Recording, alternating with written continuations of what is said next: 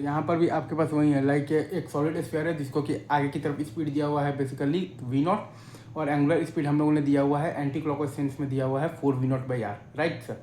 और जो सरफेस है उसका आपके पास दिया हुआ है तो कोफिशिएंट ऑफ द फ्रिक्शन दिया हुआ है म्यू, ठीक है। तो अगर आप ध्यान दीजिएगा तो बॉटम मोस्ट जो पॉइंट है वो आपका बेसिकली ग्राउंड के रेस्पेक्ट में फॉरवर्ड डायरेक्शन में जा रहा है, मतलब कि फॉरवर्ड स्लिपिंग है तो काइनेटिक फ्रिक्शन फोर्स आपका बैकवर्ड डायरेक्शन में रहेगा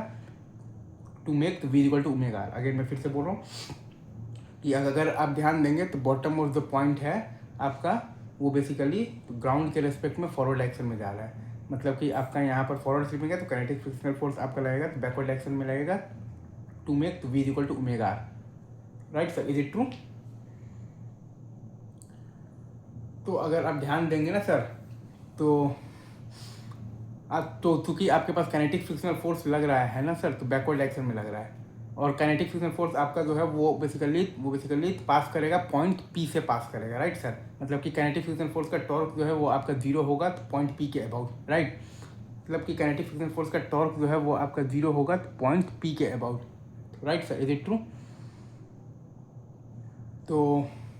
मतलब कि आप पॉइंट पी के अबाउट एंगुलर मोमेंटम कंजर्वेशन लगा सकते हैं, तो वहीं हमने लगाया है। तो m v naught r minus आ गया है तो 2/5 into M are square into आ गया है तो 4 वी नॉट बाई आर, और ये बराबर है बेसिकली आपका, अगर आप ध्यान देंगे ना सर तो जब प्योर रोलिंग स्टार्ट हो जाएगा तब तो आपके पास v is equal to omega r होगा, राइट। जब प्योर रोलिंग स्टार्ट हो जाएगा तब तो आपके पास v is equal to omega r होगा। और सिस्टम का विथ रिस्पेक्ट टू ग्राउंड आप क्या लिखते हैं, सिस्टम का with respect to centre of mass, और प्लस आप लिखते हैं सेंटर ऑफ मास का विथ रिस्पेक्ट टू ग्राउंड, तो वो आ जाएगा आपके पास 2/5 M R square into we by r और प्लस एम बी आर, तो वो आ जाएगा आपके पास 7/5 एम बी आर। तो वहीं आ गया है आपके पास बराबर आ गया है 7/5 इंटू एम इंटू तो वी ऑफ दी है आपके पास प्योर रोलिंग इंटू आर। तो फाइनली आपके पास क्या आया है कि m v naught r minus आया है तो 2/5 एम आर स्क्वायर इंटू आया है तो 4 वी नॉट बाई आर, और ये बराबर आया है आपके पास 7/5 इंटू एम इंटू तो वी इन मतलब कि एम इंटू तो वी ऑफ दी तो प्योर रोलिंग इंटू आर। तो यहाँ से आपके पास बेसिकली तो वी प्योर रोलिंग आ गया है -3 वी नॉट बाई 7, और ओमेगा प्योर रोलिंग आपके पास आ गया है -3 वी नॉट बाई 7 आर। अब अगर कोई आपसे बोल दे कि work done by the kinetic frictional force आप बता दीजिए, तो तब तक तो क्या होगा, राइट। तो हम लोग जानते हैं कि अगेन क्योंकि प्योर रोलिंग स्टार्ट हो गया है तो v is equal to omega r है,